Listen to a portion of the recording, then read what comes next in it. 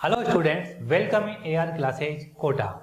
Today we will discuss memory based question paper held on 26/8/2021 shift 1। यहाँ पर हम लोग फिजिक्स का मेमोरी बेस्ड पेपर डिस्कस करने जा रहे हैं बच्चों। ठीक है, तो वन बाय वन क्वेश्चन हम लोग डिस्कस करते हैं। पहला question, this is our first question that is on based on memory. The question is, initial fuel of the rocket is 1000 kg. If it was given an acceleration of 20 meter per second square, velocity of fuel with respect to rocket is 500 meter per second. Find the rate of consumption of fuel. यहाँ पर एक question दिया हुआ है जहाँ पर आप ध्यान से देखें कि एक रॉकेट को ऊपर की तरफ एक एक्सेलरेशन मिला। ये रॉकेट है आपका, यहाँ से गैस एग्जॉस्ट होगी आपका यहाँ पर। ठीक है, इसका मास m दिया हुआ है और इसका एक्सेलरेशन a है बेटा ऊपर की तरफ। ठीक है, तो इसको एक थ्रस्ट फोर्स ऊपर की तरफ लगता है, वो थ्रस्ट फोर्स है Ft, ये हम सब जानते हैं। और नीचे लगा आपका mg, लग गया प्यारे बच्चों mg। तो इसके ऊपर नेट फोर्स कितना लगेगा? यू कैन सी सर, इसके ऊपर नेट फोर्स हो गया Ft minus mg is equal to ma। तो ये आपकी इक्वेशन बनेगी जो कि सोल्व होने वाली है और यहीं से आपका आंसर निकलने वाला है। आप जानते हो Ft की वैल्यू कितनी होती है प्यारे बच्चों? Ft की वैल्यू होती है dm बाय dt और into Vr minus mg is equal to ma हो जाएगा। ये इसकी वैल्यू हम लोग पहले से ही जानते हैं। तो अब देखिए इसको कैसे सोल्व करेंगे। हम लोग को dm बाय dt की वैल्यू चाहिए, तो यहाँ पर आप इसको लिख सकते हैं dm by dt। What is Vr? Vr is 500 और mg को उधर ले जाऊंगा, ma को भी मैं उधर लेके जाऊंगा, तो आप देख सकते हैं कि m कॉमन आ जाएगा और यहाँ हो जाएगा g प्लस है। तो आप देख सकते हैं कि m की वैल्यू कितनी है सर? m की वैल्यू है इसमें 1000, g की वैल्यू 10 होती है, a की वैल्यू 20 होती है, तो ये हो जाएगा आपका 30। तो dm बाई dt की वैल्यू हो जाएगी आपकी यहाँ पर dm by dt that is equal to 1000 into 30 upon 500। तो ये आ गया आपका 60 kg पर सेकेंड। तो ये dm बाई dt की वैल्यू है 60 kg पर सेकेंड। तो क्या rate of consumption of fuel पूछ रहा था, इसी के अनुसार हमने आंसर निकाला, that is 60 kg per second. This is the answer of this question. Thank you. Hello students, this is our next question. Find power of whole circuit, ये निकालना है। पावर का फॉर्मूला आप लोग जानते ही हैं, कितना होता है? P equal to V square by R होता है। अब आप देखिए V तो आपको दिया हुआ है 2.1 वोल्ट और आपको R इक्विवेलेंट इस सर्किट का निकालना है। इस सर्किट को देखते ही आपको पता लग रहा होगा कि सर यहाँ पर जो सर्किट हैं सबके सब जितने भी रेजिस्टेंस लगे हुए हैं सबके सब पैरेलल में लगे हुए हैं। तो जब ये रेजिस्टेंस पैरेलल में लगे हुए हैं तो हम देखते हैं कि कौन कौन से पैरेलल में और उनका रिजल्टेंट क्या आता है। तो चलो देखो बच्चों, यहाँ पर देखिए आप, ऊपर लगा हुआ है 4 ओम, फिर लगा हुआ है 4 और 4, कितना हो गया पहले बच्चों? 8 ओम हो गया। फिर देखिए आप 4 और 2 आपका यहाँ पर हो गया, ये कितना हो गया पहले बच्चों? 6 ओम हो जाता है। और फिर कितना हो गया लास्ट में वापस से एक और लगा हुआ है आपका 8 ओम रेजिस्टेंस। इस टाइप से आपके 4 रेजिस्टेंस हो गए और चारों किसमें हो गए? पैरेलल में हो गए। लेकिन भूल मत जाना, यहाँ पर एक रेजिस्टेंस और है जो कि इन चारों रेजिस्टेंस के सीरीज में लगा हुआ है, वह that is the internal resistance of this battery, that is 0.6 ओम। यहाँ नहीं दिखाया गया है तो आप इसे यहाँ दिखा सकते हैं और आप इसको इसके सीरीज में लगा सकते हैं, दैट इज 0.6 ओम। ओके प्यारे बच्चों, अब आप ध्यान से देखें, ये अपन आराम से निकाल सकते हैं कितना कितना आंसर आएगा। 4 और 4 जब पैरेलल में हो तो कितना हो जाएगा बेटा? 4 और 4, 8 और 8 कितना हो जाएगा? 4 हो जाएगा। 4 और 4 कितना हो जाएगा आपका? 2 हो जाएगा। तो जब इसको सोल्व करेंगे तो छोटा करेंगे तो आपको 2 रेजिस्टेंस दिखेंगे, एक तो 2 ओम और एक दिखेगा आपको यहाँ पर ये 6 ओम और इधर आएगा आपका 0.6 ओम। तो बस सिंपल सा हो गया। अब आपको R इक्विवेलेंट निकालना है, तो R इक्विवेलेंट कैसे निकालोगे आप? R इक्विवेलेंट इक्वल टू कितना होगा? 2 और 6 का निकालो, कितना होगा 2 और 6 का? ऊपर 12 आ जाएगा, नीचे कितना हो जाएगा? हम सब जानते ही हैं, नीचे प्लस हो जाते हैं, प्लस 0.6 ओम हो गया ये। तो आप देख सकते हैं कि यहाँ पर 4 से 2 टाइम, 4 से 3 टाइम कितना हो गया ये? 1.5 प्लस 0.6 हो जाएगा यहाँ पर। और देखो आपका आंसर आने वाला है और आपको आंसर दिख भी रहा होगा। 1.5 प्लस 0.6 ये हो गया आपका 2.1 ओम। कितना हो गया ये? 2.1 ओम। तो now you can see your answer easily. कितना हो गया आपका? P equal to V square by R. V की वैल्यू कितनी? 2.1 इंटू 2.1। रजिस्टेंस की वैल्यू 2.1, इससे ये चला जाएगा। तो your answer is 2.1 watt. This is your answer. और आप देख सकते हैं कि आपके ऑप्शन में ये ए ऑप्शन है और this will be your answer. Hello students, our new question is, यहाँ पर देख सकते हैं कि ये यूनिट एंड डायमेंशन का क्वेश्चन भी आ गया वापस से। कितनी बार आप लोगों ने देखा होगा यूनिट एंड डायमेंशन के क्वेश्चन आते हैं बच्चों, और कितना आसान सा क्वेश्चन है। हमें यहाँ पर क्या दिया हुआ है बेटा? E for energy, L for angular momentum and G for gravitational constant दिया हुआ है प्यारे बच्चों। कांस्टेंट आर न्यू फंडामेंटल, हमें क्या पूछा है उसने? Are new fundamental units then dimension of mass. मतलब मास की डायमेंशन आपको फंडामेंटल, जो नई फंडामेंटल क्वांटिटीज बनाई है, एनर्जी, एंगुलर मोमेंटम और ग्रेविटेशनल कांस्टेंट, इसकी यूनिट में मास की डायमेंशन क्या होगी वो देखना है आपको यहाँ पर। तो आप ध्यान से देखें कि एक एक की डायमेंशन हमें पता होनी चाहिए। सबसे पहले मैं आपको बताता हूँ ग्रेविटेशन की, ग्रेविटेशनल फोर्स की कांस्टेंट की जो डायमेंशन होती है वो क्या होती है? जी की डायमेंशन होती है m-1 L3 और ये होती है आपकी T-2। ठीक है, ये याद रहेगी प्यारे बच्चों आप लोगों को। ओके, इसके बाद देखिए एनर्जी। एनर्जी की डायमेंशन कितनी होती है प्यारे बच्चों? m-L2 T-2। और एंगुलर मोमेंटम L की डायमेंशन कितनी होती है प्यारे बच्चों? वो होती है m-L2 T-1। This is the dimension of angular momentum. आप इन्हें आराम से लिख सकते हैं कैसे भी करके। अब आपको आंसर निकालना है तो आप देखिए क्या करोगे, आपको इनको क्या करना है? डायमेंशन को इक्वेट करना है। तो m की डायमेंशन कितनी हो जाएगी पहले बच्चों? यहाँ ध्यान से देखना आप लोग। m1 आएगा, m0 नहीं आएगा यहाँ पर। कितना आएगा आपका ये? क्योंकि m की डायमेंशन है ना प्यारे बच्चों, कितना आ जाएगा ये? m1 L0 T0 is equivalent to, dimension को इक्विवेलेंट करना है इनकी पावर्स को। तो सबसे पहले लिखो एनर्जी की डायमेंशन कितनी हो जाएगी बेटा? यहाँ पर m-L2 T-2 की पावर a आ जाएगा प्यारे बच्चों। ऐसे एंगुलर मोमेंटम की डायमेंशन कितनी हो जाएगी? लिखा हुआ है, ध्यान दो, m-L2 T-1 की पावर भी। और लाइक डेट ग्रेविटेशन की पावर कितनी लिखोगे आप लोग? ग्रेविटेशनल कांस्टेंट के लिए आप लिखोगे m-1 L3 T-2 की पावर c, ये आ जाएगी। अब कुछ नहीं करना है आप लोगों को, सेम डायमेंशन वाली क्वांटिटीज को आपको इक्वेट करना है। यहाँ देखिए, यहाँ m के ऊपर 1 है तो 1 इज इक्वल टू कितना हो जाएगा यहाँ पर? a plus b minus c। You can C easily this is your equation number 1।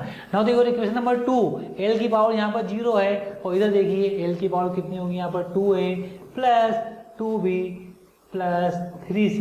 Equation number 2 यहाँ पर आपके पास आराम से आ जाता है। और तीसरा कितना? टाइम का 0 हो गया तो ये हो गया टाइम का -2a माइनस b और ये हो जाएगा -2c और ये तीसरा हो गया।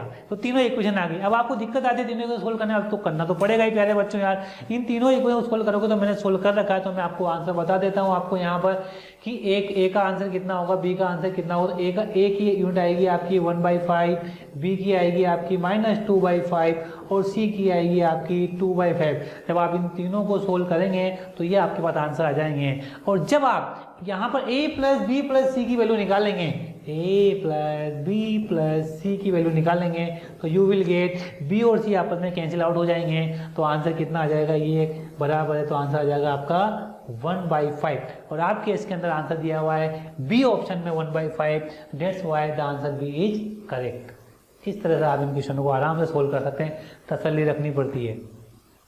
चलते हैं नेक्स्ट क्वेश्चन के ऊपर। यहाँ पर एक नया क्वेश्चन दिया हुआ है आप लोगों को। इस क्वेश्चन को ध्यान से देखें आप लोग और ध्यान से देखने के बाद इसको पढ़ें। आप लोगों को लगेगा कि ये क्वेश्चन बहुत आसान क्वेश्चन है। मतलब charge q is given to the spherical conductor radius r, it is surrounded by a concentric conducting cell of inner radius a and the outer radius b, corresponding electric field diagram will be। तो आप देख सकते हैं यहाँ पर बहुत ही एक question दिया हुआ है और कुछ नहीं पूछा उसने केवल इतना सा कहा है कि इलेक्ट्रिक फील्ड लाइन कैसी होगी। तो ये आपकी डायग्राम हो गया और उसने क्या कहा है कि यहाँ पर मैंने प्लस क्यू दिया तो आप जानते हो यहाँ माइनस क्यू आ जाएगा, यहाँ पर बाहर प्लस क्यू आ जाएगा। ओके, तो आपकी जो इलेक्ट्रिक फील्ड लाइन निकलेगी यहाँ से जाएगी तो यहाँ पर नेगेटिव टर्मिनेट हो जाएगी क्योंकि यहाँ सब दूर नेगेटिव चार्ज है प्यारे बच्चों, है या नहीं है। तो यहाँ से निकलेगी तो ये नेगेटिव पे जाकर टर्मिनेट हो जाएगी हो जाएगी।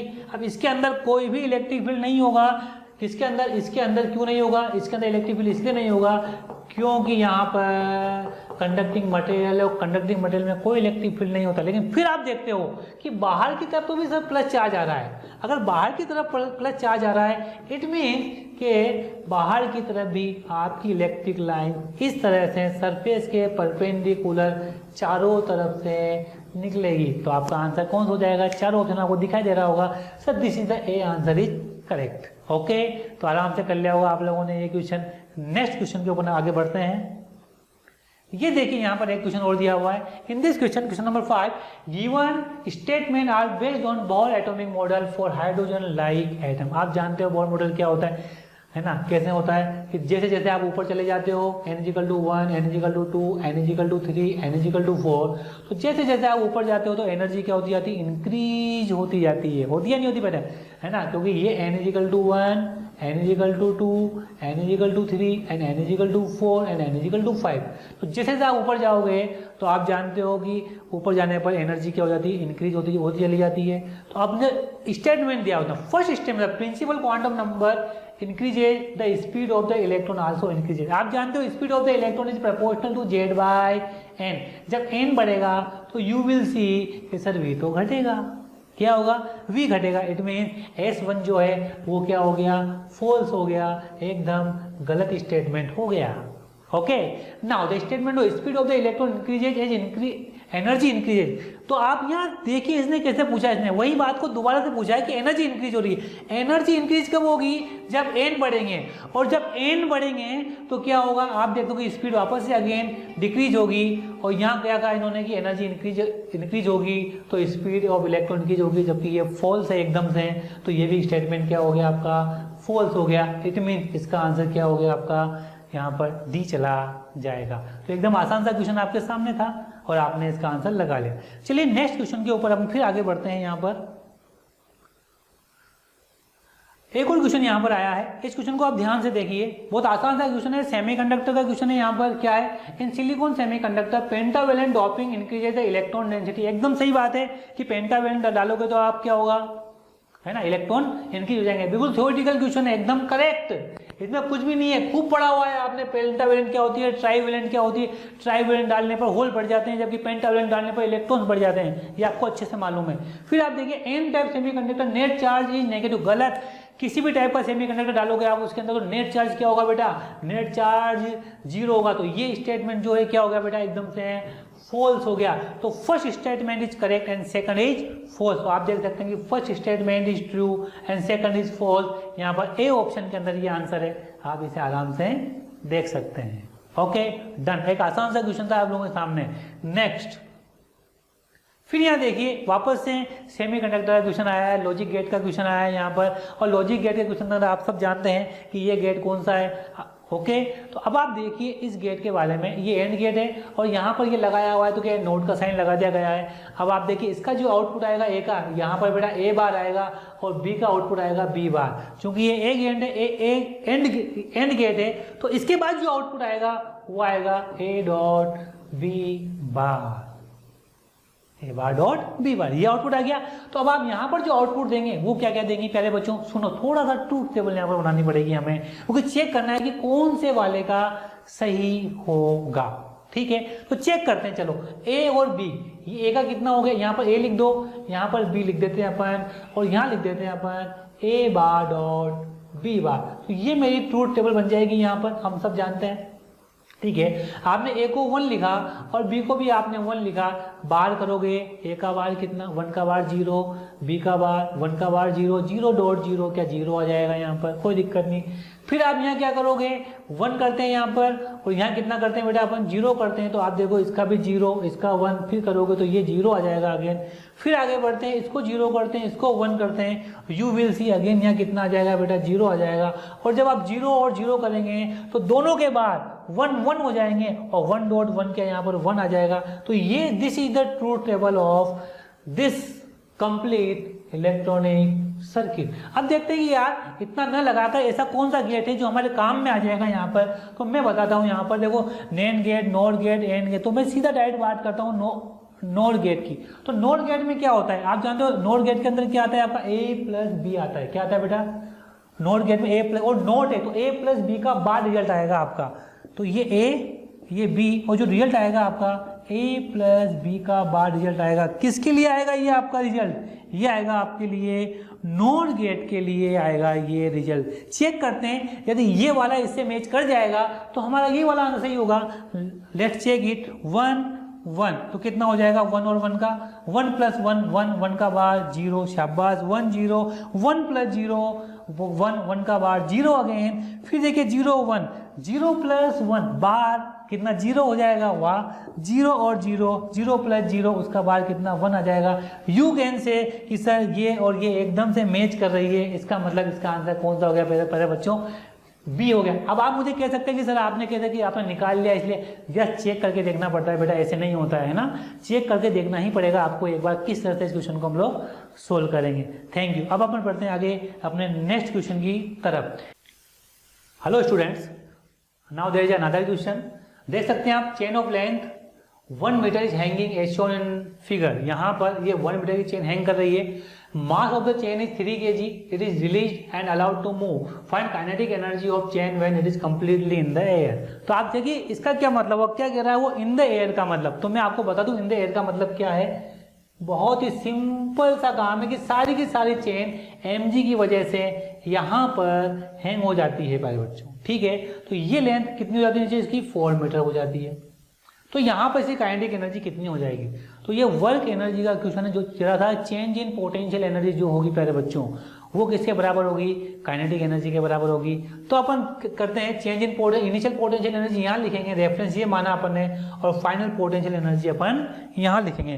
तो जब मैं इनिशियल पोटेंशियल एनर्जी लिखूंगा तो उसके लिए क्या लिखूंगा, U initial minus U final is equal to change in kinetic energy, ठीक है। तो ये मेरे पास फॉर्मूला आ गया यहाँ पर, तो इससे मैं आराम से आंसर निकाल सकता हूँ। What is the you initial, you initial में आपको क्या करना पड़ेगा बेटा, इसका मास लिखना पड़ेगा। क्या लिखना पड़ेगा, इसका मास कितना हो जाएगा, आप जानते हो 4 मीटर का मास कितना दिया हुआ है इसने 3 kg, तो 1 मीटर का मास कितना हो जाएगा बेटा 3/4 kg पर मीटर, ठीक है, डन एकदम से। तो यहाँ पर यू इनिशियल लिखोगे आप तो you will see minus m1g h1 centre of mass की डिस्टेंस आएगी, माइनस यू फाइनल लिखोगे तो माइनस m2g h2 ये लिखोगे आप डेल्टा के।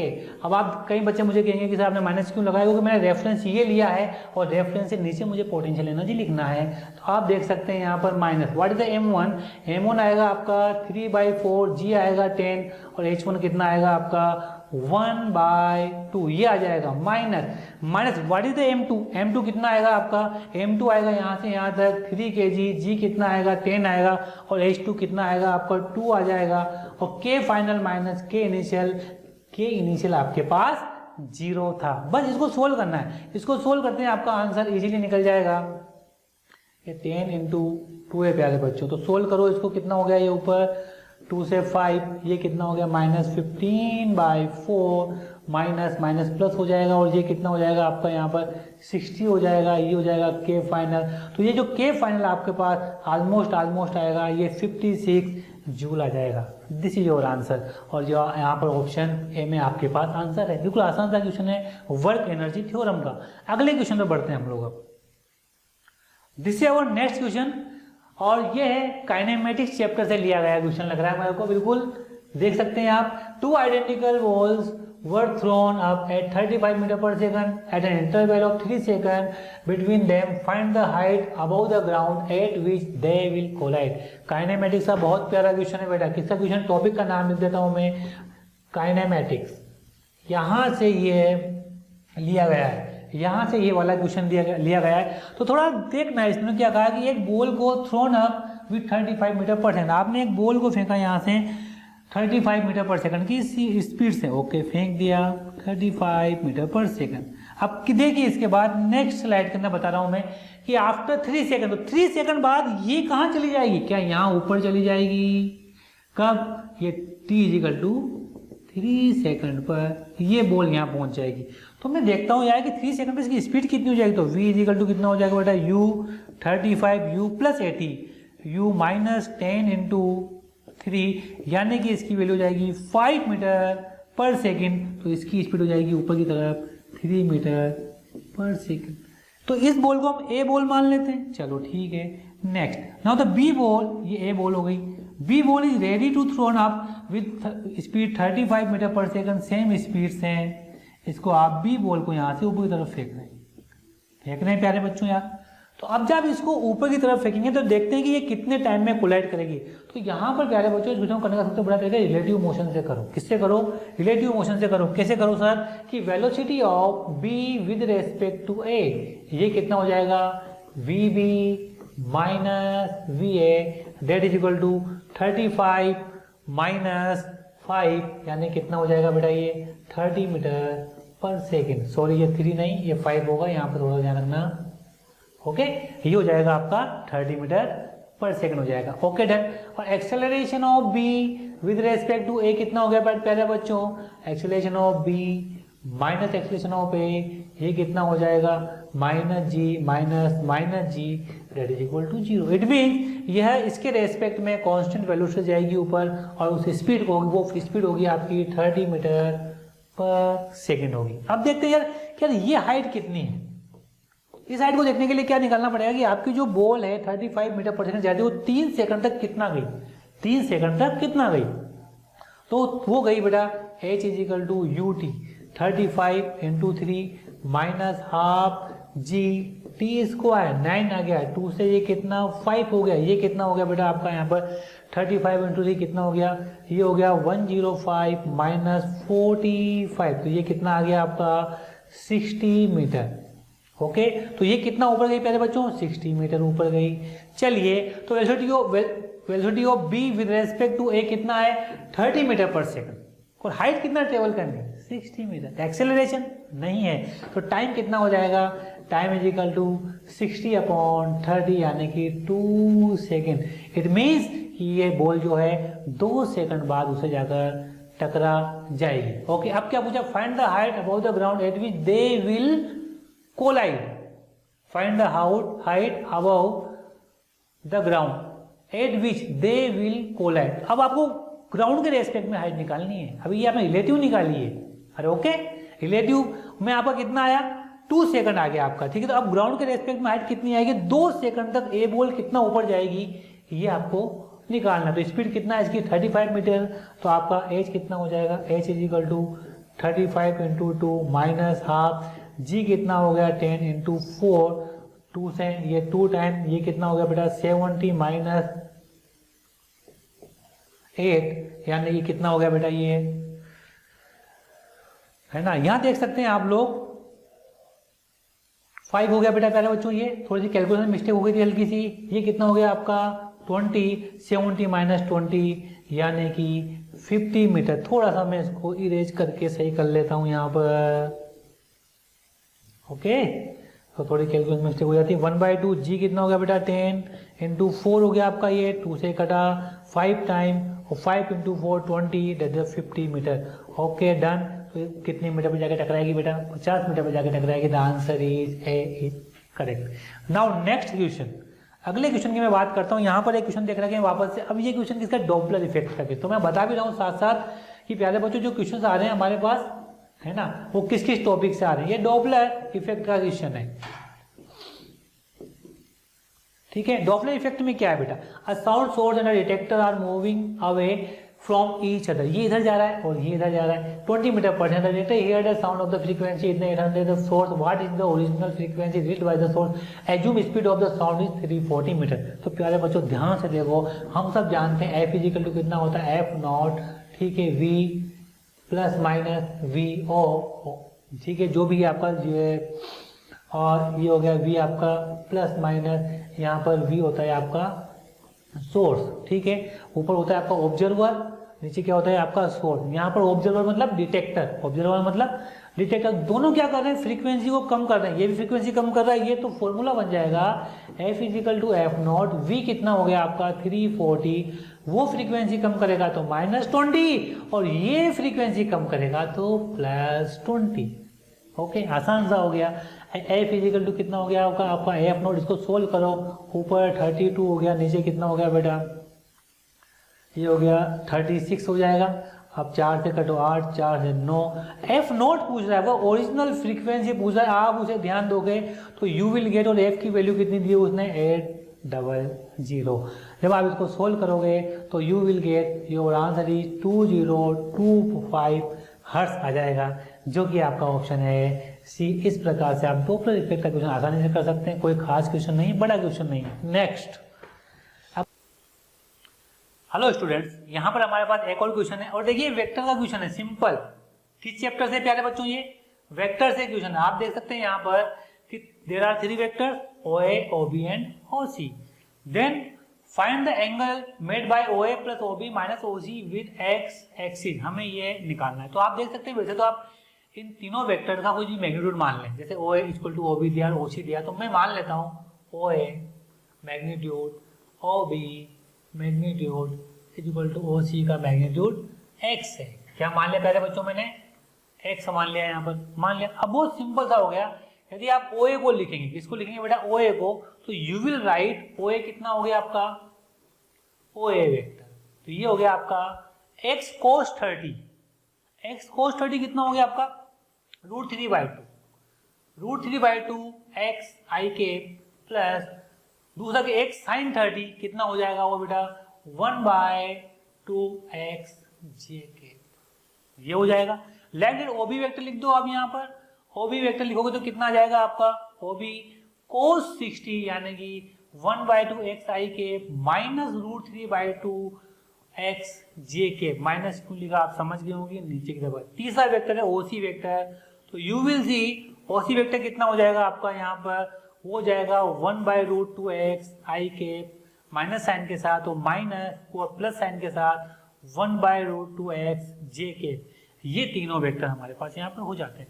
अगर मैं इसको ऐसे लिखूं कैसे कि OA plus OB minus OC vector, तो कितना हो जाएगा प्यारे बच्चों? ये OA plus OB minus OC vector that is equal to, ये वेक्टर हो गया। तो जब मैं लिखूंगा तो मैं आई के और जे के में अलग अलग करता हूँ, तो ओम ए इसके अंदर ये वाला आई में आए, इसके अंदर ये वाला, लेकिन माइनस के साथ आएगा। ये कितना हो जाएगा? ये हो जाएगा √3/2 प्लस 1/2 माइनस 1/√2, ये हो जाएगा x i कैप। अब मैं जे कैप में लिखता हूं, तो जे कैप में 3 हो गए, 1 2 और 3 हो गए, तो यहाँ पर मैं प्लस लगाता हूँ, तो ये कितना हो गया आपका? 1/2, ये हो गया आपका माइनस 3/2, और ये आपको माइनस OC में देना है, तो उसको मुझे माइनस में करना हो जाएगा। ये हो जाएगा आपका माइनस 1/√2। क्लियर है प्यारे बच्चों बात? तो ये कितना हो जाएगा आपके पास यहाँ पर? जे के। तो एक थोड़ा सा ध्यान देने वाली बात थी, यहाँ पर कुछ गड़बड़ी हुई है अपने पास। ये जो माइनस था यहाँ पर, जब यहाँ पर माइनस था तो माइनस माइनस यहाँ कितना हो जाएगा आपका? ये प्लस हो जाएगा आपका ये। अब देखिए ये किस में जा रहा है? y में जा रहा है। ये किस में आ रहा है? x में जा रहा है। वो क्या पूछ रहा है? रिजल्टेंट मेरा ये पूछ रहा है यहाँ से tan थीटा। तो ये हो गया आपका आई केप वाला, ये हो गया आपका जे केप वाला वेक्टर। तो आप देख सकते हैं कि tan थीटा इक्वल टू कितना हो जाएगा? जे केप आई केप, जे केप कितना हो गया? ऊपर वाला हो गया 1/2 माइनस √3/2 माइनस 1/√2। ओके, और नीचे वाला कितना हो गया? ये वाले बच्चों √3/2 प्लस 1/2। ओके, और कितना हो जाएगा? प्लस 1/√2। जब आप इसे सोल्व करेंगे तो you will get your answer. Okay, तो इसको सोल्व करने पर आ जाएगा आपके पास ये 1 minus √3 minus √2 upon 1 plus √3 plus √2। Okay, मैं इसे सोल्व कर चुका हूँ, तो you will get your answer C. इस प्रकार से बहुत आसान सा क्वेश्चन था, आप इसे सोल्व कर सकते हैं। वेक्टर क्वेश्चन आपके लिए कोई बहुत बड़ा नहीं है फिजिक्स में। नेक्स्ट क्वेश्चन पे आगे बढ़ते हैं अपन। अब यहाँ पर एक और क्वेश्चन आ गया, और आप जानते हो कि इसका क्वेश्चन है थर्मोडायनेमिक्स। आपकी फेवरेट होती है थर्मोडायनेमिक्स, इसका ये क्वेश्चन है आप लोगों का।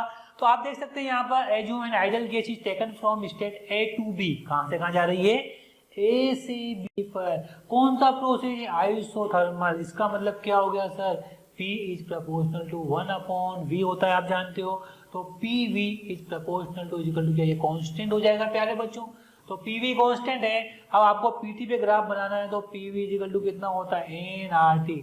जब PV कांस्टेंट है तो टेम्परेचर भी क्या हो गया आपका? कांस्टेंट हो गया। तो आपका जो ग्राफ आएगा P और T के अंदर, तो यू विल सी आपका ग्राफ ये आएगा। अब आपको एरो ऊपर लगाना है कि नीचे लगाना है, तो आप इसको एकदम ध्यान देना कि प्रेशर कम हो रहा है, क्या हो रहा है, प्रेशर क्या हो रहा है, कम हो रहा है। तो यहाँ आप बी और सी डी ऑप्शन में देख सकते हैं कि बी ऑप्शन में प्रेशर बढ़ रहा है जबकि डी ऑप्शन में प्रेशर कम हो रहा है। डेट्स वाई एरो नीचे आएगा और हमारा आंसर कौन सा जाएगा, डी वाला आंसर चला जाएगा। ठीक है, एक आसान सा क्वेश्चन। अब फिर आगे बढ़ते हैं अपन नेक्स्ट क्वेश्चन के ऊपर। और यहाँ पर एक और क्वेश्चन है, ये अल्टरनेटिंग करंट का क्वेश्चन है प्यारे बच्चों। किसका है, अल्टरनेटिंग करंट का क्वेश्चन है। और इस क्वेश्चन को आप देखें, एक्स एल इजिकल टू कितना हो गया आपका 250 ओम है and the power dissipated from the LCR circuit is maximum then the capacitance is equal to. बिल्कुल सिंपल सा क्वेश्चन हो गया, पावर मैक्सिमम है, इसका मतलब क्या, circuit in resonance, circuit in resonance. जब सर्किट रेजोनेंस में है तो इसका मतलब एक्सएल बराबर एक्सी हो जाएगा आप लोगों के पास, ये सब जानते हैं हम लोग। एक्सएल कितना दिया हुआ है 250 दिया हुआ है, एक्सी कितना हो जाएगा 1/ओमेगा सी हो जाएगा। तो सी कितना हो जाएगा, ये हो जाएगा 1/250 इंटू ओमेगा, ओमेगा कितना 2 पाई एफ, और एफ कितना दिया हुआ है यहाँ पर 50 हर्ट्ज दिया हुआ है। और जब आप इसको सोल्व करेंगे पूरे को तो you will gate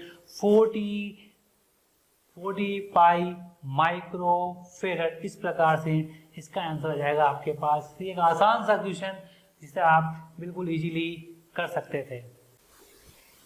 hello students, there is another question जो कि आप देख सकते हैं यहाँ पर, ये फ्लूइड का क्वेश्चन है बेटा। किसका क्वेश्चन है ये, फ्लूइड। इसी के अंदर आता है आपका सरफेस टेंशन, उसका क्वेश्चन है। बहुत प्यारा क्वेश्चन दिया हुआ है प्यारे बच्चों। वास्तव में एक बढ़िया क्वेश्चन है इस चैप्टर का। इस चैप्टर का बढ़िया क्वेश्चन क्यों हो जाता है, क्योंकि आप लोगों ने देखा होगा जब भी फ्लूइड होता है उसके अंदर आपने देखा डेंसिटी सेम होगी तो दोनों सेम लेवल पे होंगे। क्या होंगे, दोनों सेम लेवल पे होने चाहिए थे, दोनों तरफ, इधर और इधर। ठीक है, लेकिन यहां पर क्या है सर, डेंसिटी सेम होने के बावजूद भी डिफरेंस है, लिक्विड के लेवल में डिफरेंस है। ओके, तो ये बात क्वेश्चन किए होंगे आप लोगों ने इसके, तो करना कैसे भाई, कहाँ देखना है हमें तो यार डिफरेंस किसकी वजह से आया sir, difference due to surface tension आया। क्यों आया, क्योंकि सरफेस टेंशन की वजह से प्रेशर में चेंज आ जाता है। तो मैं यही बताता हूं आपको, थोड़ा ध्यान देना कि यहां पर इस तरह की सरफेस हो जाएगी और यहां पर भी सरफेस इस तरह की रहेगी प्यारे बच्चों। हो गई सरफेस यहां पर, फिर हम जानते हैं किसी एक लेवल पर प्रेशर तो सेम रहेगा ही रहेगा। तो मुझे यहाँ का प्रेशर लिखना है ए का और एक मुझे लिखना है प्रेशर बी का, तो मेरा आंसर आ जाएगा। अब देखिए पहले वो जो लिखने का तरीका जो है प्रेशर का, वो आप ध्यान से सुनना। अगर मान लो यहाँ पर सरफेस टेंशन नहीं होता तो आप डायरेक्ट लिखते P0 प्लस ρgH1, और यहां भी लिखते आप क्या लिखते P0 प्लस ρgH2। दोनों को बराबर करते डिफरेंस निकाल लेते, कोई दिक्कत नहीं। लेकिन डिफरेंस 0 आता है क्योंकि लिक्विड सेम है, दोनों में लिक्विड सेम है। लेकिन चूंकि यहां पर अब आपने देखा कि सरफेस टेंशन की वजह से, किसकी वजह से, ध्यान सुन लेना मेरी बात, आप ध्यान दें, बढ़िया क्वेश्चन है, कई बार बच्चे इसको नहीं कर पाए होंगे, तो प्लीज थोड़ा सा ध्यान दें बेटा इसके ऊपर, आप ध्यान देना। अब ये वाला आगे और चांस आएंगे तो ये चांस आप आगे वाले छूटना नहीं चाहिए। तो ये वाला और इसका प्रेशर कैसे लिखा जाता है सर, तो मैं आपको बताता हूँ तरकीब कैसे लिखा जाता है। आप ध्यान देना मेरी बात के ऊपर। यू विल सी हियर, ये सरफेस है, इस पे 3 प्रेशर, एक प्रेशर ऊपर से लग रहा है P0, एक इसके जस्ट नीचे लग रहा है ऊपर की तरफ P, और सरफेस टेंशन का एक फोर्स ऊपर लग रहा है 2T/R। क्या ये लग जाएगा प्यारे बच्चों यार? ओके, तो आप देख सकते हैं कि 2 प्रेशर ऊपर, कौन कौन से, P प्लस 2T/R, और एक प्रेशर नीचे that is equal to P0। तो जो वो प्रेशर हुआ इस जस्ट सरफेस के नीचे वो हुआ P is equal to P0 minus 2T/R। हुआ या नहीं हुआ? हुआ। अब प्रेशर लिखने का मजा आएगा आपको। थोड़ा सा यहाँ पर इसको बड़ा बनाता हूं मैं। कैसे बनता है ये बड़ा? ऐसे ऐसे ऐसे ऐसे और ऐसे बनाते हैं पहले बच्चों। अब देखिए ये ऐसे हो गया आपके पास, यहाँ पर ये इस तरह से हो गया, और मैं आगे बात करता हूँ। ए पॉइंट ये हो गया हमारे पास, बी पॉइंट ये हो गया, ए पॉइंट यहाँ पर ये हो गया, इसके जस्ट नीचे प्रेशर, यहाँ पर एक प्रेशर यहाँ पर लिखना है मेरे को। तो जब मैं ए पर प्रेशर लिखूंगा तो देखो क्या लिखूंगा, यहाँ से नहीं लिखूंगा, अब मैं यहाँ से लिखूंगा, यहाँ से एक प्रेशर P नीचे लग रहा होगा और ये यहाँ से यहाँ तक H1 है, तो प्रेशर कितना हो जाएगा ए पर, P इजिकल टू कितना हो जाएगा प्यारे बच्चों, P equal to rho G H1 plus ये P pressure, only pressure P। Okay, इसको P1 नाम देता हूं मैं यहाँ पर, P1। एक मिनट रुकना, इसको मैं यहाँ पर P1 नाम देता हूं। लाइक डेट जब यहां जाओगे B पर तो वो कितना आ जाएगा, ये हो गया आपका H2। सर यहां पर प्रेशर होगा नीचे की तरफ P2, तो रो जी H2 प्लस P2।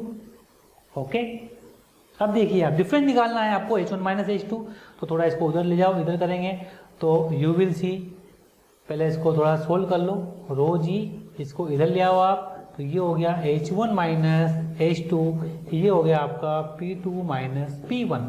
अब व्हाट इज P2 और P1 ये हम सब जानते हैं। सर जो P2 होगा वो कितना होगा आप लोगों का, देखो यहाँ के हिसाब से लिखो P0 minus 2T by R2, जो भी यहाँ की रेडियस होगी आपकी वो लिखनी है हमें, ठीक है। माइनस, ध्यान देना दूसरा कितना आएगा, P0 minus 2T upon R1, और ये रेडियस कितनी हो जाएगी आपकी यहाँ से यहाँ तक R1। तो आप देख सकते हैं कि जो H1 माइनस H2 हमारे पास आएगा वो कितना आएगा, P0 से P0 कट जाएगा, तो this will be equal to 2T by R1 minus 2T by R2 into 1 upon rho जी।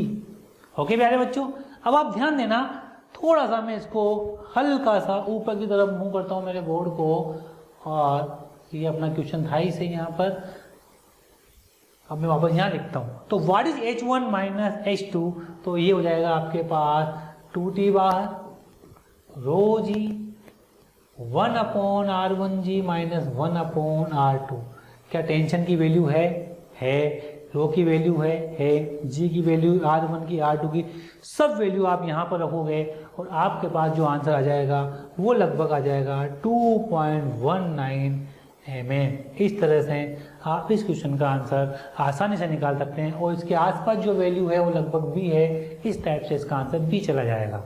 तो मैंने ध्यान से समझाया इस क्वेश्चन को, आपको भी ध्यान से देखना है और इस क्वेश्चन को करना है आप लोगों को। तो मेरे ख्याल से आप लोगों को समझ में आ गया होगा कि सेम लिक्विड के अंदर, किसमें, सेम लिक्विड के अंदर किस तरह से दोनों तरफ जो उनके कॉलम है उनमें डिफरेंस, वाटर कॉलम में डिफरेंस आ सकता है due to surface tension. Okay प्यारे बच्चों, नेक्स्ट क्वेश्चन पर अपन जंप करते हैं। अब पहले से देख लें आप। Hello students, there is another question, find the moment of inertia of the rod about the axis A dash. Moment of inertia question है, रोटेशन का क्वेश्चन है ना। आते ही आते हैं मेंस के अंदर क्वेश्चन मोमेंट ऑफ इनर्शिया के। Okay, moment of inertia question आते ही आते हैं मेंस के अंदर, आप देख सकते हैं यहाँ पर क्या क्या दिया हुआ है। यहाँ पर एक कॉम्बिनेशन दिया हुआ है, एक बैडमिंटन दिया हुआ है, जहाँ पर आते हैं तो एक रोड है यहाँ पर, और ये बैडमिंटन का पार्ट है यहाँ पर। इसका मास भी m दिया हुआ है, इस रोड का मास भी m दिया हुआ है। हमें इसका मोमेंट ऑफ इनर्शिया निकालना है, तो हमें क्या लगाना होगा यहाँ पर, हमें लगाना होगा पैरेलल एक्सिस थ्योरम, प्यारे बच्चों लगाना होगा। तो सबसे पहले मैं मोमेंट ऑफ इनर्शिया इस रोड के लिए लिखता हूँ। इस रोड का मोमेंट ऑफ इनर्शिया कितना आएगा, तो आप देख सकते हैं इस रोड के लिए लिखा है अपने सबसे पहले। तो जब मैं रोड का लिखूंगा इस एक्सिस के अबाउट, तो आप जानते हो कि इसकी टोटल लंबाई 6r दी हुई है, और इसका सेंटर ऑफ मास यहाँ पर होगा प्यारे बच्चों, ठीक है। तो यहाँ पर इसका आई नोट होगा, अगर ये इसका आई नोट होगा, और यहाँ से यहाँ तक r/2 दिया हुआ है। थोड़ा सा डायग्राम को हल्का सा क्लियर करते हैं हम लोग। ओके,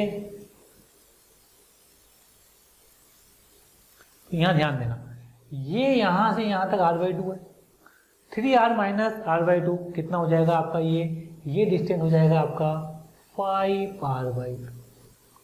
और ये आपकी ए डैश है। इसके बाद अबाउट जब इस रोड का मोमेंट ऑफ इनर्शिया लिखोगे तो कितना हो जाएगा, केवल इस रोड का moment of inertia A dash equal to कितना हो जाएगा, I naught plus M R. I naught कितना हो जाएगा, आई नॉट हो जाएगा M L square, m 6r का square by 12 plus m 5r by 2 का स्क्वायर एम डी स्क्वायर, ये हो जाएगा।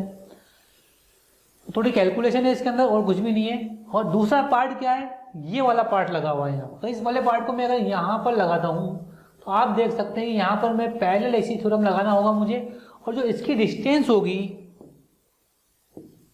जो इसकी डिस्टेंस होगी यहाँ से यहाँ तक, ये मुझे निकालनी है प्यारे बच्चों। तो देख सकते हैं आप लोग इसकी डिस्टेंस कितनी हो जाएगी यहाँ से यहाँ तक की। तो टोटल जो डिस्टेंस है वो कितनी हो गई यहाँ पर, ये r 6r 7r minus r by 2 यानी कि हो जाएगी 13r बाई 2। तो इसके अबाउट उसका मोमेंट ऑफ इनर्शिया लिखूंगा मैं, तो वो कितना आएगा, इस बैडमिंटन का केवल इस पार्ट का, सर्कल पार्ट का लिखना है मुझे, तो ये आएगा M R square by 2 plus M into 13r by 2 का होल स्क्वायर।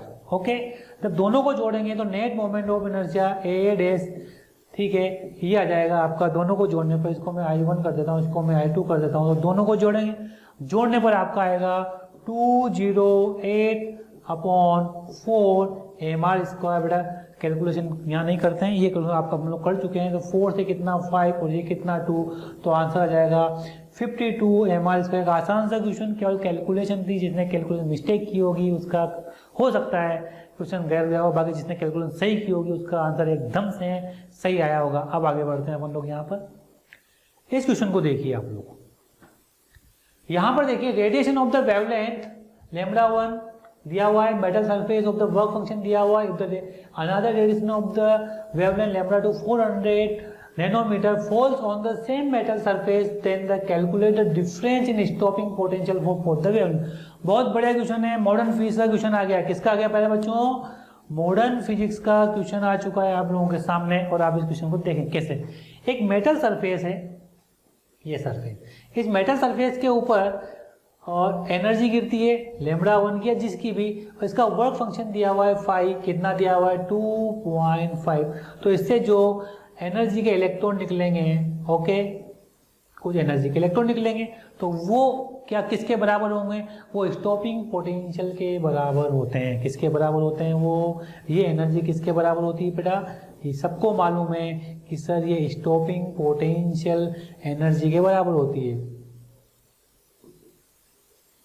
ओके, तो अब थोड़ा सा ध्यान देते हैं इसके ऊपर, क्या आएगा कि सर सबसे पहले λ1 डाला आपने, तो λ1 डालोगे तो λ1 के करस्पॉन्डिंग जो एनर्जी है, λ1 के करस्पॉन्डिंग जो एनर्जी है वो कितनी हो जाएगी, वो हो जाएगी बेटा 1240 अपॉन कितना 280, चूंकि नैनोमीटर में दिया हुआ है तो ये इलेक्ट्रॉन वोल्ट में आ जाएगी, और 4.42 ये आएगी एनर्जी बेटा।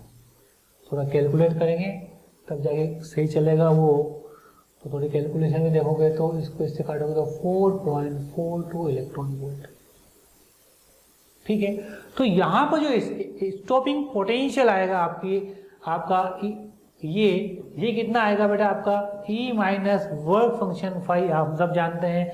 तो ये कितना हो जाएगा 4.42 माइनस 2.5 को सोल्व करो 1.92 आ जाएगा इलेक्ट्रॉन वोल्ट।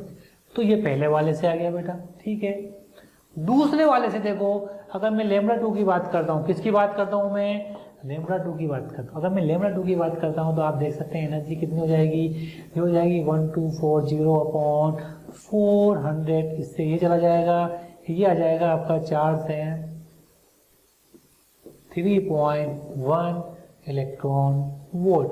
तो आप देख सकते हैं यहाँ पर कि इसका जो ये स्टॉपिंग पोटेंशियल आने वाला है वो कितना आने वाला है, E माइनस 5, और E कितना है 3.1 माइनस 2.5, ये हो जाएगा आपका 0.6 इलेक्ट्रॉन वोल्ट आ जाएगा। ठीक है, अब उसने क्या पूछा है, उसने कहा है कि डिफरेंस इन स्टॉपिंग पोटेंशियल, तो उसका पोटेंशियल कितना हो जाएगा, पहले वाले का V1 वो आ जाएगा आपका 1.92 और दूसरे वाले का जाएगा 0.6, तो ये आ जाएगा आपका, देख सकते हैं VS1 minus VS2 that is 1.92 minus 0.6, your answer is 1.3 electron volt. और इस प्रकार से इसका आंसर ये चला जाएगा। एक आसान सा क्वेश्चन था, अच्छे से आप लोगों को ये क्वेश्चन आना चाहिए। नेक्स्ट क्वेश्चन की बात करते हैं। देखिए अनदर क्वेश्चन, यहाँ देखिए 4 हाइड्रोजन लाइक एटम, ये भी मॉडर्न फिजिक्स का क्वेश्चन आया। देखो फिर मॉडर्न फिजिक्स में 2 क्वेश्चन हो गए, कोई बहुत टफ नहीं होती है, बिल्कुल आसान होती है, इसलिए ध्यान दें आप इसके ऊपर। 4 hydrogen like atom transition from n=3 to n=1 frequency of the emitted radiation 192 × 10⁻15 hertz. Find the frequency when transition takes place n=2 to n=1। अपन जानते हैं, इसको बिल्कुल आसानी से सोल्व करते हैं। 1/λ कितना होता है बेटा, RZ², 1/n1 माइनस 1/n2, इसे सोल्व कर सकते हैं अपन आराम से।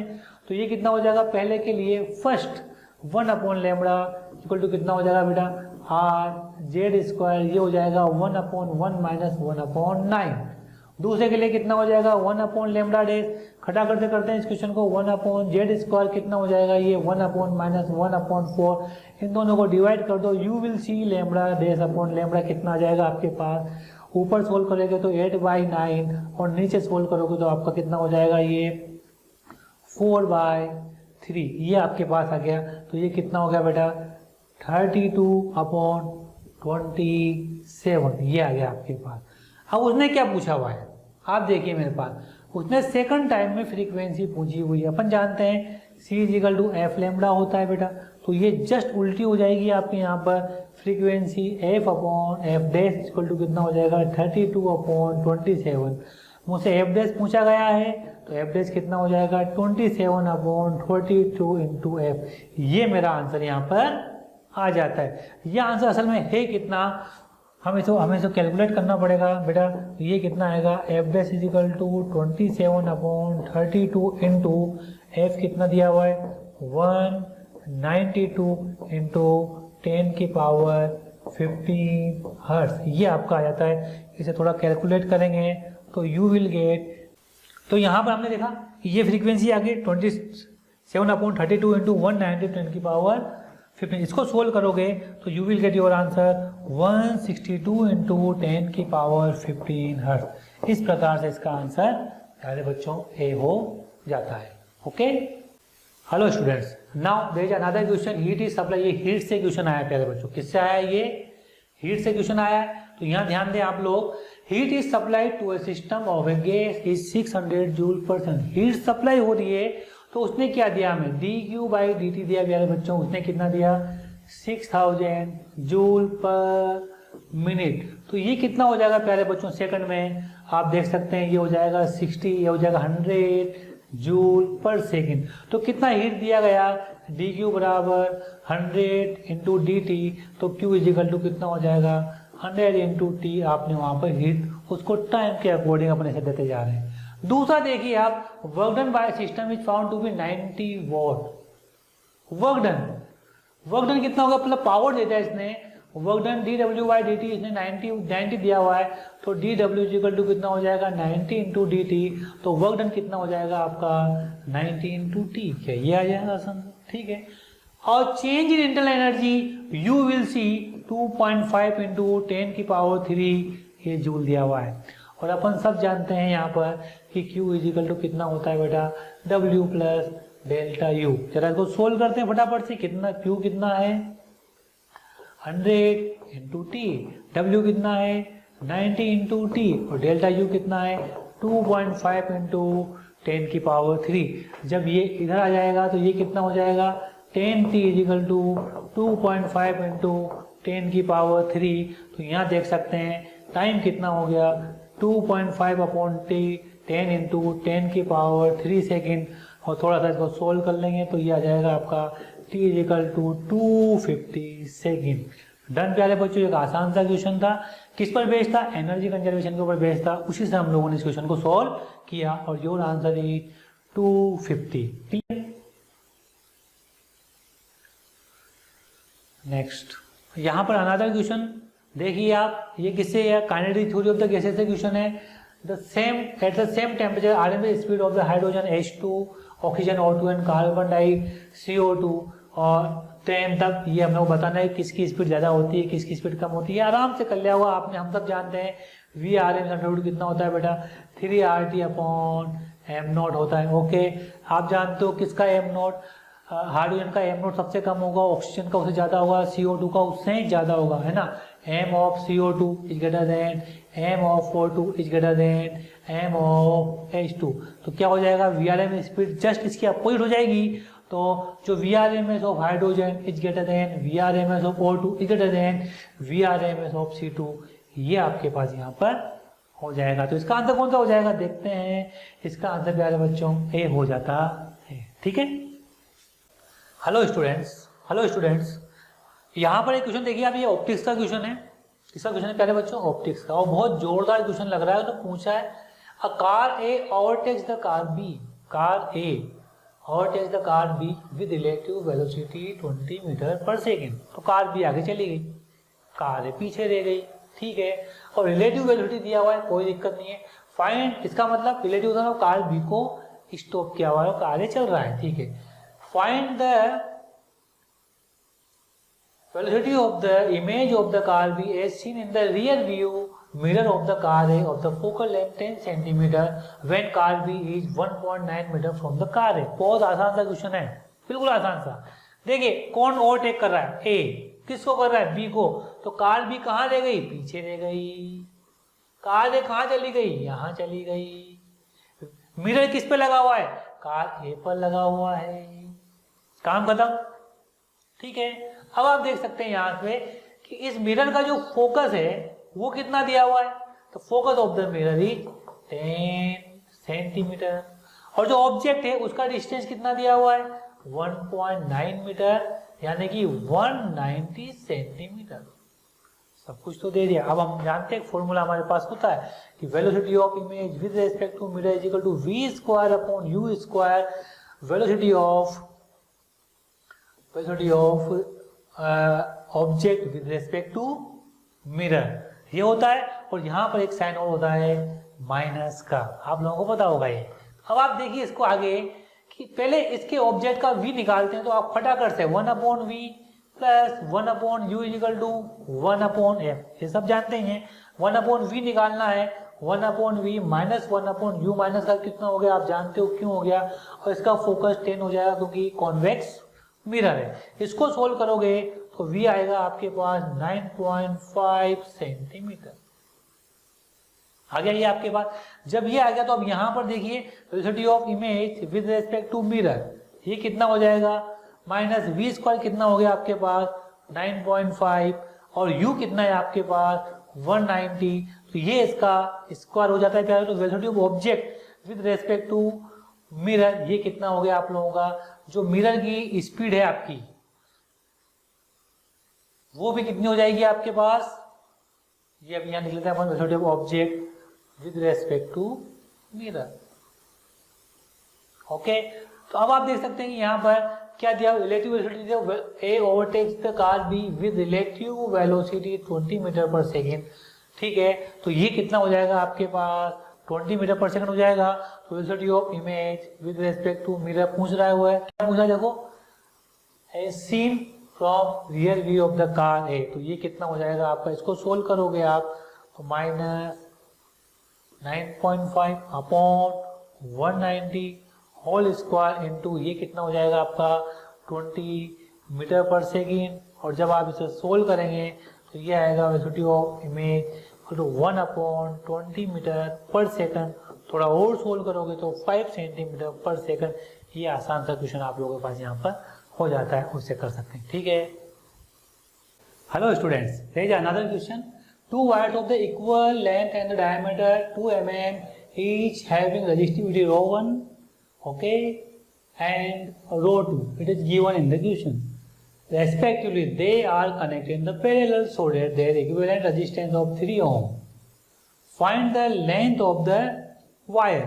Find the length of the wire. हमें लेंथ निकालने की, लेंथ कितनी आएगी प्यारे बच्चों, तो इसको सोल्व करते हैं। देखिए आप दोनों पैरेलल में, तो अपन सब जानते हैं कितना हो जाएगा 1 upon R equivalent is equal to 1 upon R1 plus 1 upon R, कोई दिक्कत नहीं। अब देखो 1 अपॉन आर की वैल्यू कितनी दी है बेटा 3, मैंने यहाँ 3 लिख दिया। अब 1 upon what is R1, R1 कितना होगा रो 1 L और क्या A1 ऊपर चला जाएगा इसका।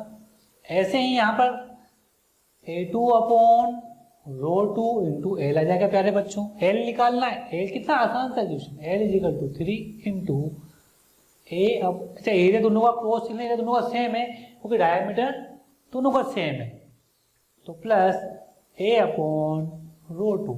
नाउ यहाँ से 3 एरिया कॉमन ले लिया तो ये आ गया रो 1 रो 2 upon rho 1 plus row 2। Okay, now keep the values and find the length. 3 area कितना हो गया आपका पाई आर स्क्वायर 10 की पावर -6 क्योंकि mm में दिया हुआ है, ये डायमीटर है तो ये हो गया। What is rho 1, rho 1 is 12 into 10 की पावर -6। रो 2 कितना दिया हुआ है आपको, रो 2 है बेटा इंटू 51 इंटू 10 की पावर -6 इंटू सेंटीमीटर भी है साथ में, ध्यान रखना। तो दोनों का कितना हो जाएगा बेटा 10 की पावर -4 ये हो जाएगा, और नीचे आएगा आपका रो 1 प्लस रो 2, तो रो 1 अगेन 12 इंटू 10 की पावर -6 इंटू 10 की पावर -2 प्लस 51 इंटू 10 की पावर -6 इंटू 10 की पावर -2। सोल्व करेंगे, कैलकुलेशन है, ये आएगा ऑलमोस्ट आपका 97 मीटर। ओके, इस प्रकार से आप इसकी लेंथ निकाल सकते हैं। ये कोई बहुत बड़ा क्वेश्चन नहीं था, लेकिन आप लोगों को इसको थोड़ा सा कैलकुलेटिव पार्ट जरूर है। ओके, नेक्स्ट आगे बढ़ते हैं। देखिए अनदर क्वेश्चन देखिए आप, in a standard YDAC distance between slits D and distance between a screen and the slits plane is D। ये सब कुछ दिया हुआ, अपन सब जानते हैं कि स्मॉल d क्या है। Small d is the distance between the slits, capital D is the distance between screen and slits. उसने क्या था, location of the first maxima of the red light is y1, तो y1 इज इक्वल टू कितना हो गया आपका delta x, capital D by small d होता है, तो y1 हो गया आपका कितना हो गया बेटा lambda 1 D by small D. Like डिट उसने क्या कहा कि वॉयलेट करेगा y2 का डिस्टेंस कितना हो जाएगा सेंट्रल मैक्सिमा से, वो हो गया वॉयलेट का हो गया कितना y2 lambda 2 capital D by small D. अब उसने क्या बोला find difference between the wavelength, difference between the wavelength. तो इक्वेशन नंबर 1 है, इक्वेशन नंबर 2 है, माइनस कर दो y1 minus y2 capital D by small D बराबर आ जाएगा लैम्बडा 1 माइनस लैम्बडा 2। तो this will be your answer. कितना छोटा सा क्वेश्चन था, कोई बहुत बड़ा क्वेश्चन नहीं है, तो इसका आंसर हो जाएगा आपका फोर्थ आंसर डी। यहाँ देखिए ये क्वेश्चन है आपके करंट इलेक्ट्रिसिटी का, जो कि बहुत ही प्यारा क्वेश्चन है, और वैसे तो इसके आंसर आपको याद होने चाहिए, वैसे तो इसके आंसर आपको याद होने चाहिए। फिर भी यदि आप सोल्व करना चाहते हो, करते हैं अपन लोग, है ना, कि 12 wires each of the resistance R from the sides of the cube as shown, find the resistance between the ends of the diagram. ठीक है, देन तो यहाँ देखिए आप स्टार्ट करते हैं अपन यहाँ से पॉइंट करना, ये ए है और ये बी है, मैं इसी डायग्राम में लिख रहा हूँ 1 2 3 4 5 6, ये मैंने लिख दिया। अब सिमेट्री से देखिए कि 1 3 और 2 ऐसे जुड़े हुए हैं, ये ए यहाँ मैंने बनाया 1 3 2, ठीक है, सॉरी 1 5 2, नॉट 1 3 2, 1 5 2, 1 5 2, 1 2 5। और इधर जो बी है, बी से कौन कौन जुड़े हुए हैं 4 6 और 3, 4 6 और 3। ओके प्यारे बच्चों, ये इक्विपोटेंशियल पॉइंट है, ये इक्विपोटेंशियल पॉइंट है, अपन लोग थ्योरी के अंदर अच्छे से पढ़ते हैं प्यारे बच्चों। तो आप देखिए यहाँ पर एक रेजिस्टेंस 1 के साथ, 2 के साथ, 5 के साथ, यहाँ पर एक रेजिस्टेंस 4 के साथ, 6 के साथ और 3 के साथ। अब आप देखिए कि बीच में 1 के साथ कौन कौन सा रेजिस्टेंस, 1 और 4 के बीच में एक रेजिस्टेंस है, तो आपने ये लगा दिया भाई 1 और 4 के बीच में। क्या 1 और 3 के बीच में रेजिस्टेंस है, तो आपने यहाँ पर एक रेजिस्टेंस और लगा दिया। इस प्रकार से यहाँ पर आप देखोगे कि यहाँ पर 6 रेजिस्टेंस आपको मिलेंगे। तब यहाँ कॉम्बिनेशन देखोगे तो आप देखिए ये तीनों पैरेलल में, ये 6 पैरेलल में, तीनों पैरेलल में कितने हो गए बच्चों, तो ये हो गया आपका यहाँ पर R/3, ये हो गया आपका यहाँ पर R/6 और ये हो गया आपका यहाँ पर R/3 ए और बी के बीच में। तो R इक्विवेलेंट कितना हो जाएगा बोलो, R/3 2R/3 प्लस R/6, तो ये कितना हो जाएगा 5R/6। वैसे भी इस क्वेश्चन को आपको देखते ही कर देना चाहिए था इंस्टेंटली, क्योंकि ये ऐसे क्वेश्चन को याद रखना ही ज़्यादा अच्छा होता है। ठीक है प्यारे बच्चों, तो ये हो गया आपका नेक्स्ट क्वेश्चन। अगले क्वेश्चन पर अपन आगे बढ़ते हैं। यहाँ पर आपके पास नेक्स्ट क्वेश्चन है, इसे ध्यान से देखें। सरफेस टेंशन क्वेश्चन है, अनदर बहुत बढ़िया क्वेश्चन है। There is a soap bubble of the radius 6 centimeter and it has another soap bubble of the radius 3 centimeter. Inside it, find the equivalent radius of the soap bubble which has some exit pressure inside it as 3 centimeter bubble. तो आप बहुत ध्यान से, तो मजा आएगा बेटा question करने में।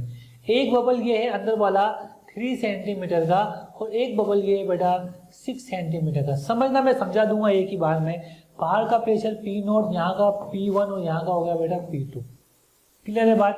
तो आप देख सकते हैं यहाँ पर कि इन दोनों के बीच में जो एक्सेस प्रेशर होगा वो कितना होगा पहले बच्चों, वो होगा P1 माइनस P0 बराबर 40/6 और इन दोनों के बीच में वो कितना होगा पहले बच्चों, P2 माइनस P1 बराबर 40/3। ओके, इन दोनों को ऐड करो तो यू विल गेट कितना, P2 माइनस P0 बराबर 40/6 प्लस 40/3 हो जाएगा। अब ध्यान से ना, उसने कहा कि एक बबल और बनाओ जो बाहर तो P0 हो, अंदर P2 हो और इसकी रेडियस कितनी होगी, तो you will write here P2 minus P0 बराबर 40/r। हमें ये वाला r निकालना है, तो ये बराबर हो जाएंगे, तो ये हो जाएगा 40/r बराबर 40/6 प्लस 40/3। ये कट जाएगा, इसको सोल्व करो। 1/r कितना आ गया बेटा 6 ऊपर 1 प्लस 2 यानी कि 3/6। तो यहाँ सोल्व करोगे तो ये वाला आंसर 2 सेंटीमीटर। आर कितना आ जाएगा आपका 2 सेंटीमीटर। तो इसका आंसर कितना हो जाएगा आपका बी, 2 सेंटीमीटर। अच्छा क्वेश्चन था, लॉजिकल क्वेश्चन था, इतना आसान भी नहीं था। तो ये इस टाइप के क्वेश्चन आपको मेंस में करने चाहिए, तब जाके आप लोगों के अच्छे मार्क्स आ पाते हैं बेटा। अनदर क्वेश्चन ग्रेविटेशन से क्वेश्चन है बिल्कुल बेटा। Inside a spherical shell which option is incorrect. ये एक सेल दिया हुआ है, इसका मार्क एम दिया हुआ है।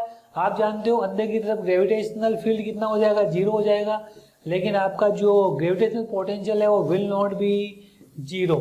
तो ए ऑप्शन जो है वो करेक्ट है, ग्रेविटेशनल फील्ड 0, ग्रेविटेशनल पोटेंशियल 0। ये बी ऑप्शन साफ दिख रहा है कि यह इनकरेक्ट है, ग्रेविटेशनल फील्ड सेम एवरीवेयर 0 बिल्कुल सेम रहेगा। तो 0 रहेगा, अंदर एकदम सेम है, ग्रेविटेशनल पोटेंशियल सेम एवरीवेयर। ठीक है भैया, और तो कौन सा आंसर गलत हो गया, इसका बी ऑप्शन गलत हो गया, ये अपन सब जानते हैं अच्छे से। ठीक। Hello students, this question, 2 travelling wave produce a standing wave represented by the equation this, it is given the node closest to the origin in the region h is greater than 0 will B.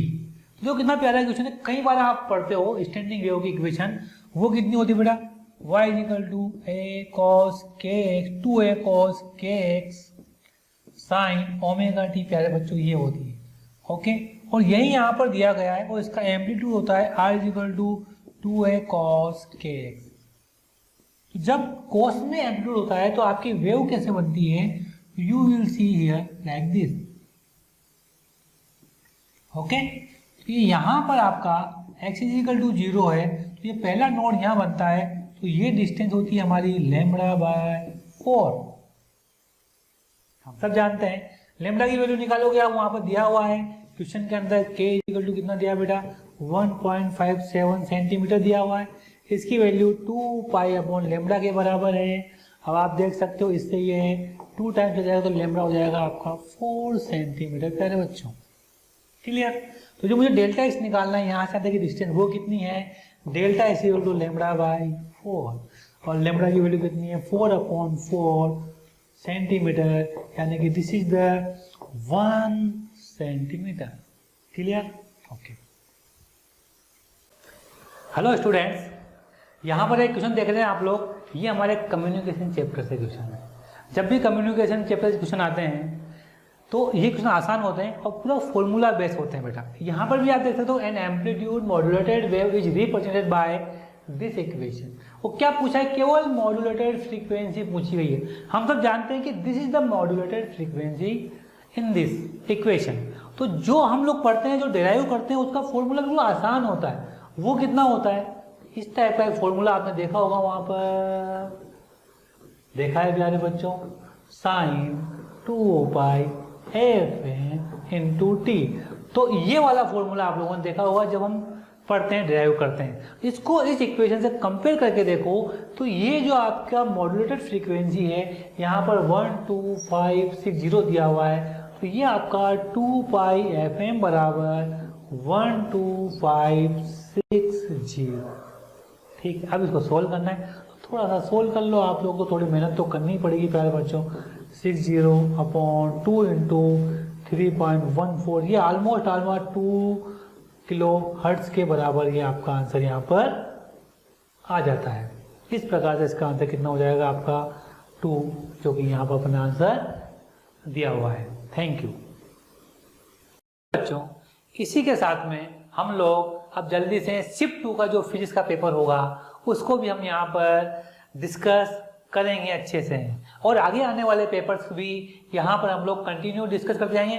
Please कृपया आप इस channel पे आइए, AR classes channel से आइए। कई सारे student जो मुझे जानते हैं और जो मेरे से पढ़े हुए हैं, कई सारे स्टूडेंट्स हैं, प्लीज़ सब्सक्राइब करें इस चैनल को, और ज़्यादा से ज़्यादा आप फिजिक्स का इसके ऊपर लाभ उठा सकते हैं। यहाँ पर कई सारे कंसेप्ट मैं आपको लेकर डालूंगा जहाँ पर बच्चों को दिक्कत होती है। इन कंसेप्ट को मैं एकदम से बिल्कुल आसानी से करके मैं आप लोगों को यहाँ पर बताऊंगा। Please subscribe with this channel. Thank you very much.